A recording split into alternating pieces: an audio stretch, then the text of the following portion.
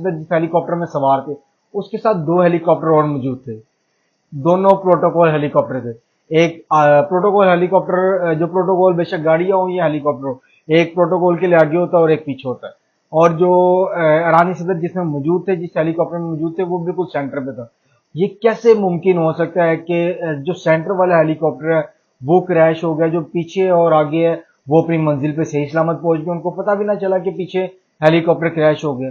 इसके ऊपर मजीद तहकीकात की जा रही है कि किस तरह ये 2 हेलीकॉप्टर इधर पहुंच गए और जो ईरानी सदर का हेलीकॉप्टर था वो किस तरह क्रैश हुआ।